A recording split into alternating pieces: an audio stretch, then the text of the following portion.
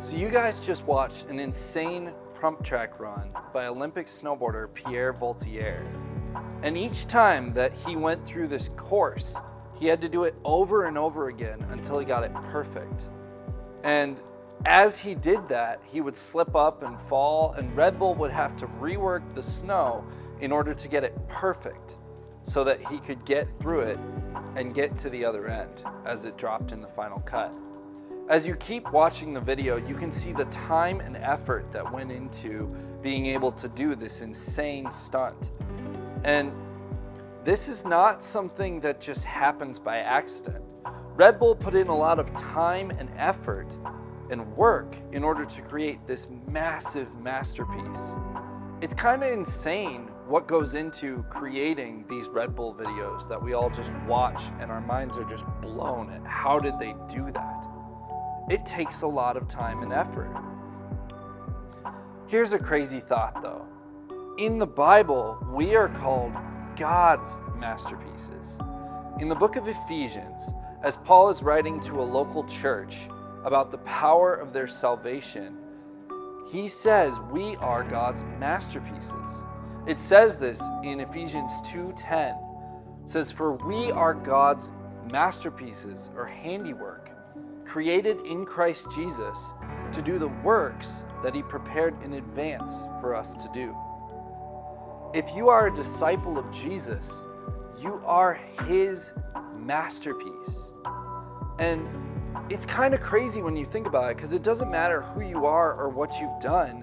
In Christ, you are just a masterpiece.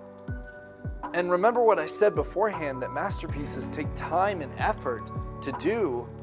God put in time and effort to make you into a masterpiece. So what was this time and effort? Well, it tells us in verses 4-9, it was the cross. See, when Jesus died on the cross, he made us alive with Christ and gave us the opportunity to be able to do God's will. And the enemy, he wants to distract us from this. He wants us to feel like we're nothing, like we have no purpose, like we have no reason to be here. But in actuality, we have great purpose for being here. We are God's masterpieces. So let me challenge you guys.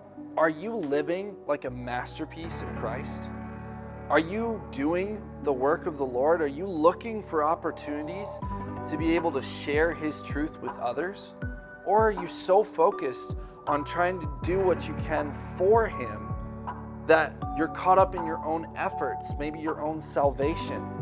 See, as Ephesians 2:10 and verses 8-9 also tell us, it is in Christ that we are saved.